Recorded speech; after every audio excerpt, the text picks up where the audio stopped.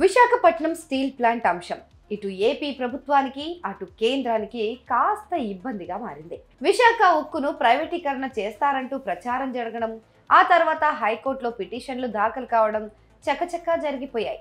ప్రైవేటీకరణను ఒప్పుకునేది లేదని కార్మిక సంఘాలతో పాటు రాజకీయ పార్టీలు కూడా తేల్చి చెప్పాయి. కూటమి ప్రభుత్వం అధికారంలోకి వచ్చిన తర్వాత కూడా విశాఖ ఉక్కు ప్రైవేటీకరణ అంశం తలనొప్పిగా మారింది. ఈ క్రమంలో కేంద్రం కీలక ప్రకటన చేసింది. విశాఖ స్టీల్ ప్లాంట్ను సందర్శించిన కేంద్ర మంత్రి కుమారస్వామి ప్రైవేటీకరణ అంశంపైన క్లారిటీ ఇచ్చారు. 11,440 కోట్ల రూపాయల ప్యాకేజీని కూడా ప్రకటించిన సంగతి తెలిసిందే. అయితే తాజాగా మరోసారి ఈ విశాఖ ఉక్కు ప్రైవేటీకరణ అంశం తెర మీదకు వచ్చింది.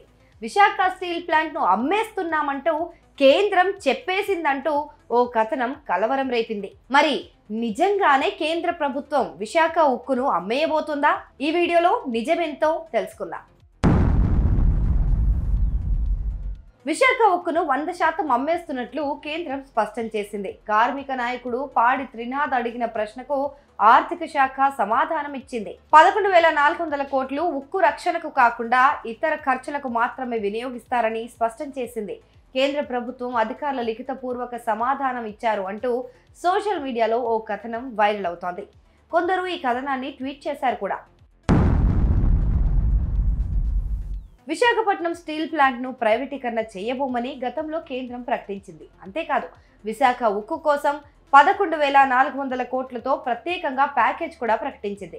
అంతేకాదు ఆంధ్రప్రదేశ్ ప్రభుత్వం తరఫున ఫ్యాక్ట్ చెక్ టీం కూడా ఈ అంశంపైన క్లారిటీ ఇచ్చింది. అయితే విశాఖ ఉక్కును కేంద్రం అమ్మేస్తుందనే ప్రచారం పూర్తిగా అవాస్తవం. స్టీల్ ప్లాంట్ను ప్రైవేటీకరణ చేసే ప్రసక్తి లేదని ఇప్పటికే కేంద్ర మంత్రి దీనిపై స్పష్టత ఇచ్చారు. విశాఖ ఉక్కు పునరుజ్జీవనానికి కేంద్రం 1,000 కోట్ల ప్యాకేజీ ప్రకటించింది. ఎన్డీఏ ప్రభుత్వం శక్తి వంచన లేకుండా విశాఖ ఉక్కు పరిరక్షణకు కృషి చేస్తోంది. ప్రాంతీయ భావోద్వేగాలను రెచ్చగొట్టేందుకు విష ప్రచారం చేస్తున్న వారిపై చట్ట ప్రకారం చర్యలు తీసుకోబడతాయి అని ఫ్యాక్ట్ చెక్ టీం ట్వీట్ చేసింది. విశాఖపట్నం స్టీల్ ప్లాంట్ను ప్రైవేటీకరణ చేస్తామని కానీ అమ్మేస్తున్నట్లు కానీ ఇటీవల కాలంలో కేంద్రం అధికారికంగా ప్రకటించలేదు. సోషల్ మీడియాలో వైరల్ అవుతున్న కథనంతో తప్పుడు ప్రచారం చేస్తున్నట్లు సజక్ టీం తేల్చింది.